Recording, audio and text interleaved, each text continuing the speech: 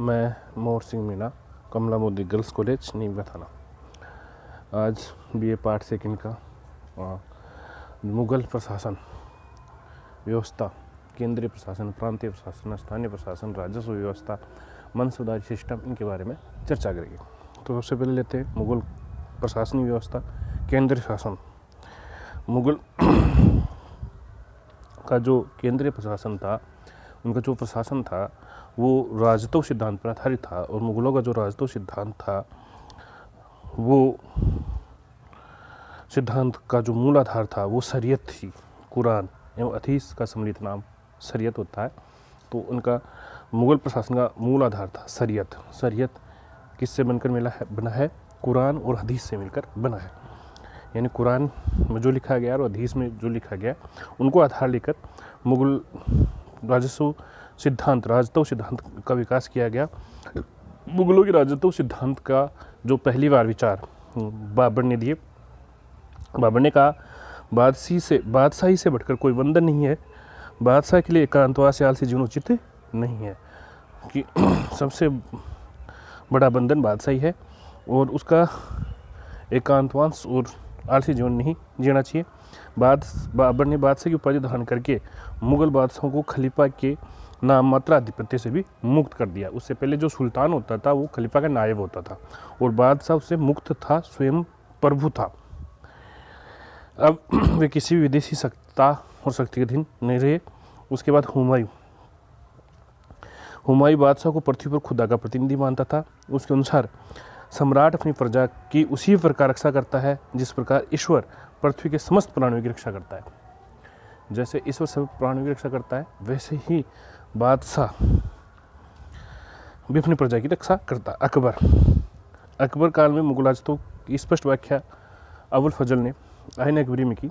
अबुल फजल ने अकबरकालीन राजतों का विवेचन करते हुए लिखा कि राजतव ईश्वर का अनुग्रह है। ये उस व्यक्ति को प्राप्त होता है जिस व्यक्ति में 1000 गुणों का एक साथ विद्यमान हो।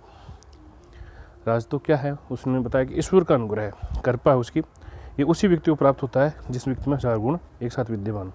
अबुल फजल के अनुसार राज सत्ता परमात्मा से फूटने वाला तेज विश्व प्रकाशक सूर्य की एक किरण है। एक तेज है विश्व प्रकाश सूर्य किरण। अकबर राजतंत्र को धर्म एवं संप्रदाय से ऊपर मानता था। उसने रूढ़िवादी इस्लाम सिद्धांत के स्थान पर सुलह कुलीग की नीति अपनाई। धर्म से संप्रदाय से ऊपर मानकर सुलह कुलीग की उसने, जबकि औरंगजेब ने राजतंत्र को इस्लाम का अनुचर बना दिया।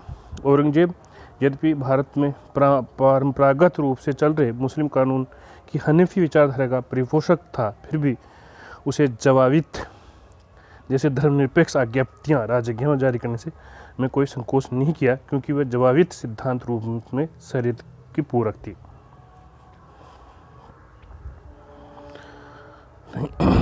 यानी औरंगजेब हनीफ विचारधारा का है, फिर भी जवाबित जारी किया जगह क्योंकि ये शरीयत की पूरक है। तो मूल आधार शरीयत है।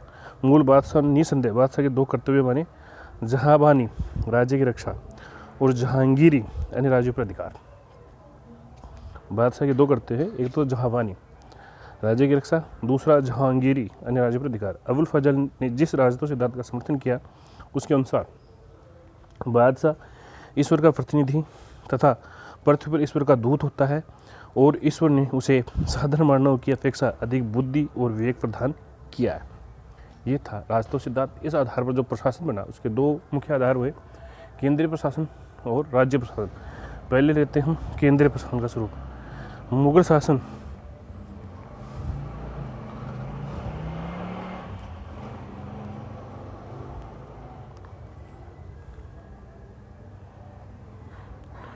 शासन सैन्य शक्ति पर आधारित एक केंद्रीय व्यवस्था थी जो नियंत्रण संतुलन पर आधारित थी। मुगल शासन सैन्य शक्ति पर आधारित केंद्रीय व्यवस्था थी जो नियंत्रण एवं संतुलन पर आधारित थी। मुगल प्रशासन भारतीय तथा गैर भारतीय विदेशी तत्वों का सम्मिश्रण था। दूसरे शब्दों में कहे तो ये भारतीय पृष्ठभूमि में अरबी फारसी पद्धति थी। कौन सी पद्धति थी? अरबी फारसी। मुगलकालीन प्रशासन में अधिकार का बंटवारा सूबेदार और दीवान के बीच मिस्र के शासकों द्वारा अपनाई गई प्रणाली पर आधारित था। राजस्व प्रणाली के 2 पद्धतियाँ थी, अति प्राचीन जो अरबी सिद्धांतों का परिणाम थी, जबकि मनसबदारी व्यवस्था जो मध्य एशिया से ग्रहण की गई थी। मनसबदारी तो किससे ग्रहण की थी? मध्य एशिया से। और अरबी सिद्धांत जो प्राचीन था, अधिकतर का सूबेदार। मुगल साम्राज्य चूंकि पूर्णतः केंद्रीकृत था, इसीलिए बादशाह की शक्ति असीम होती थी, फिर भी प्रशासन की गतिविधियां चलाने के लिए मंत्रिपरिषद होती। मंत्रिपरिषद के लिए वजारत शब्द का प्रयोग किया गया। वजीर, वकील। बाबर हुमायूं के समय में वजीर का पद बहुत अधिक महत्वपूर्ण था। ये साम्राज्य का प्रधानमंत्री होता था। इसमें सैनिक तथा असैनिक दोनों मामलों में असीमित अधिकार प्राप्त थे। अकबर के काल में मुगल प्रधानमंत्री को वकील कहा जाने लगा। अकबर के शासनकाल के आरंभिक वर्षों में बैराम खां ने वकील के रूप में अपने अधिकारों को दुरुपयोग किया। इसलिए अकबर ने बैराम खां के पतन के बाद शासनकाल के 8वें वर्ष में एक नया पद दीवान ए वजारत कुल की स्थापना की, जिसे राजस्व वित्तीय मामलों के प्रबंध का अधिकार दे दिया।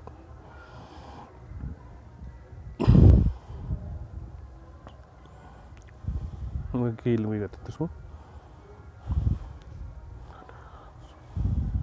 धीरे धीरे अकबर ने वकील के अधिकार को समाप्त कर उसके अधिकारों को दीवान मीर बख्शी तथा मीर सोंग और सदर सुदूर में बांट दिया। उसके बाद ये पद केवल सम्मान का पद रह गया, जो शाहजहां के समय तक चलता रहा। अकबर के काल में केवल 4 मंत्रिपरिषद थे: वकील, दीवान, अध्यक्ष, वजीर, मीर बख्शी और सदर। वकील, दीवान, मीर बख्शी, सदर।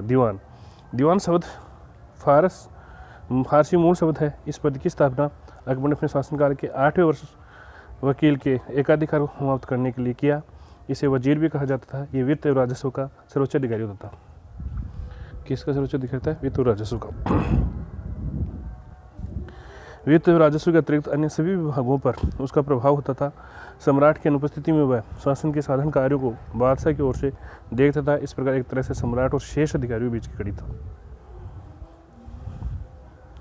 दीवान भी वकील की तरह शक्तिशाली न हो जाए, इसलिए अकबर ने उसे स्थानांतरित करता था। मुगल बादशाह इन अधिकारियों की नियुक्ति योग्यता पर करते थे, न कि सैनिक योग्यता पर। मुगल बादशाहों के काल में मुजफ्फर खां तुर्वती, राजा टोडरमल, एवाज शाह मंसूर सभी अकबरकालीन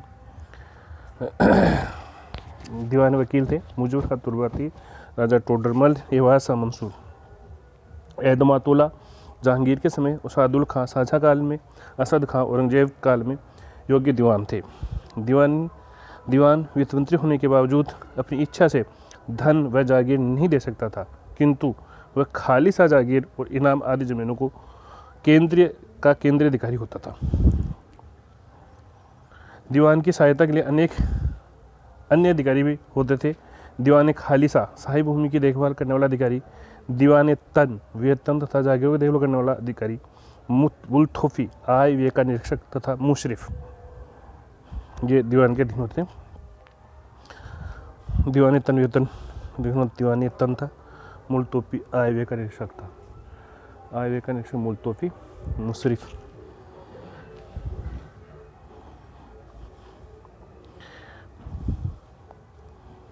मीर बख्शी सैन्य विभाग का सर्वोच्च अधिकारी होता था। इस पद का विकास अकबर के काल में शुरू हुआ। मीर बख्शी के प्रमुख कार्य सैनिकों की भर्ती, उसका हुलिया रखना, रसद प्रबंध, सेना में अनुशासन रखना, सैनिकों के लिए हथियार तथा हाथी घोड़ों का प्रबंध। इसके अतिरिक्त वह शाही महल की सुरक्षा का उत्तरदायी भी वहन करता था।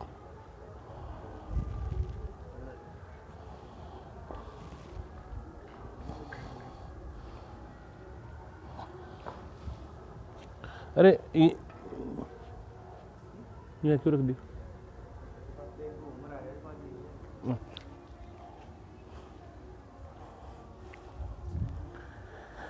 सैनिकों की भर्ती, उसका मूल्य रखना, रसद प्रबंध, सेना में अनुशासन रखना, सैनिकों के लिए हथियार तथा हाथी घोड़ों का प्रबंध रखना। उसके अतिरिक्त वह शाही महल की सुरक्षा का उत्तरदायित्व भी वहन करता था। सैनिकों की भर्ती, उसका मूल्य रखना, रसद प्रबंध करना, अनुशासन रखना, हथियार तथा हाथी घोड़ों का प्रबंध रखना। मुगल काल में मीर बख्शी के सैन्य मंत्री होने पर भी वह न तो सेनानायक होता था, न स्थायी वेतन भोगी अधिकारी होता था। मीर बख्शी युद्ध के दौरान छोड़कर बाकी सेना को वेतन बांटने का कोई अधिकार नहीं रखता था। और सामान्यतः अधिकार दीवानी तन को होता था।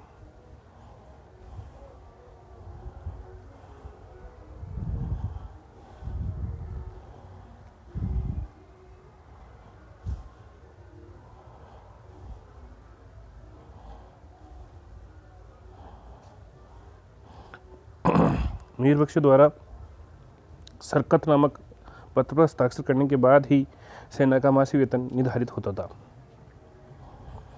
मुगल काल में बख्शियों की कोई संख्या निश्चित नहीं होती थी। औरंगजेब के शासनकाल में अंतिम दौर में मुगल साम्राज्य का अधिक विस्तार हो जाने के कारण 4 बख्शियों की नियुक्ति करना पड़ता था। मीर बख्शी स्वयं उच्च श्रेणी का मनसबदार होता था और वह मनसबदारी व्यवस्था को सुचारू रूप से चलाने के लिए उत्तरदायी होता था। मीर बख्शी के 2 अन्य सहायक बख्शिए हुजूर तथा बख्शिए शागिर्द पेशा होते थे। प्रांत में वाक़या नवीश मीर बख्शी को सीधी सूचना देता था।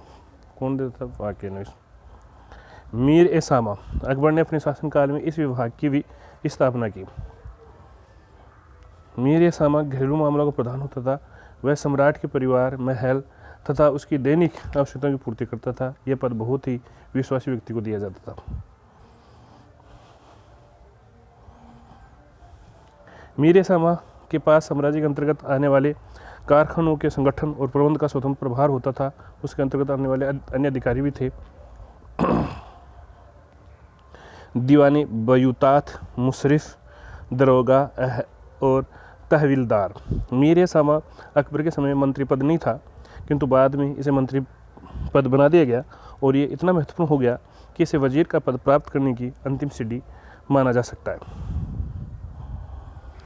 अंतःपुर के सभी महत्वपूर्ण गोपनीय कार्य दरोगा के हाथों संपन्न होते थे। दस्तूर उल अमल में मीर ए सामा को व्यय का अधिकारी कहा गया। शाहजहां के काल तक इस अधिकारी को मीर ए सामा कहा जाता, किंतु औरंगजेब के काल में इसे कारखाने सामा कहा जाने लगा।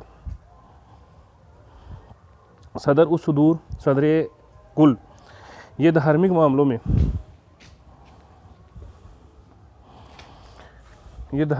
में बादशाह का सलाहकार होता था। उसका प्रमुख कार्य दान पुण्य की व्यवस्था करना, धार्मिक शिक्षा की व्यवस्था करना, विद्वानों को करमुक्त भूमि वजीफा प्रदान करना तथा इस्लाम के कानूनी पालन की समुचित व्यवस्था करना था।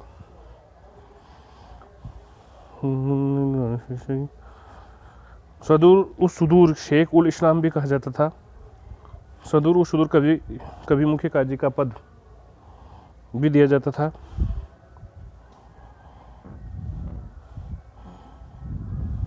जब वह न्याय विभाग के प्रमुख रूप में कार्य करता था तो उसे काजी उल कुजात कहा जाता था।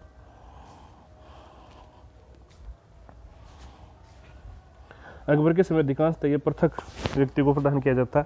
सदर उस सुदूर बादशाहों या शहजादों द्वारा धार्मिक व्यक्तियों को, विद्वानों तथा महंतों को दी गई कर मुक्त भूमि की देखभाल करता था। उसे संबंधित मुकदमों का फैसला भी करता था।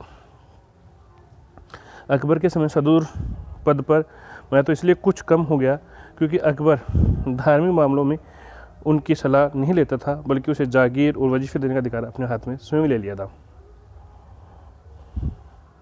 जहांगीर के शासनकाल तक सदर पद पर अपना अधिकांश प्रभाव खो चुका था। बाद में इस पद का सम्मान और अधिकार कभी प्राप्त न हो सका।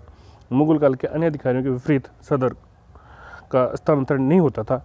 सदर द्वारा जीविकोपार्जन हेतु दी जाने वाली नकदी को वजीफा तथा करमुक्त भूमि को सयूरगल या मदद ए मास कहा जाता था। 1578 में प्रांतों में सदर नियुक्त किए जाने लगे, जिससे केंद्रीय सदर का एकाधिकार समाप्त हो गया।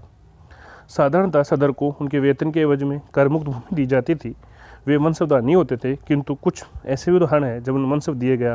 जैसे अकबर के काल में सदर जहां को अकबर ने 2000 का मनसब, जहांगीर ने उसे 4000 और बाद में 5000 का मनसब दिया। इस प्रकार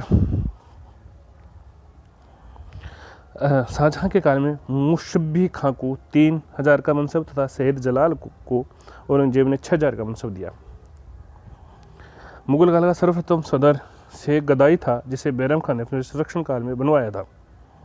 अकबर ने अपने शासनकाल में दरिद्रों अनाथों को मुफ्त भोजन देने के लिए धर्मपुरा हिंदुओं के लिए, जोगीपुरा जोगियों के लिए तथा खेरपुरा मुसलमानों तथा अन्यों के लिए नाम 3 दृढ़ालय खुलवाए, जिनकी देख रेख का उत्तरदायित्व तो अबुल फजल को दिया। अन्य जो उच्च अधिकारी मुगल काल में होते थे वो थे मुहतसिफ, सार्वजनिक आचार नियंत्रक, प्रजा के नैतिक चरित्र की देखभाल करने के लिए औरंगजेब ने मुहतसिफ की नियुक्ति की। मुहतसिफ के मुख्य कार्य शरीयत के प्रतिकूल काम करने वालों को रोकना तथा आम जनता की दुष्चरित्रता से बचाना, किंतु कभी कभी उसे माप तोल के पैमाने की देखभाल करना, वस्तुओं के मूल्य को सुनिश्चित करना का उत्तरदायित्व भी दिया जाता था। मुख्य काजी और कुजात मुगल बादशाह के सभी मुकदमों का निर्णय स्वयं नहीं कर सकते थे, इसलिए उन्होंने राजधानी में एक मुख्य काजी, मुख्य न्यायाधीश नियुक्त किया जो मुस्लिम कानून के अनुसार न्याय करता था। मुख्य काजी की सहायता के लिए मुफ्ती नियुक्त होते थे जो कानून की व्याख्या करते थे, उसी आधार पर मुख्य काजी निर्णय देता था।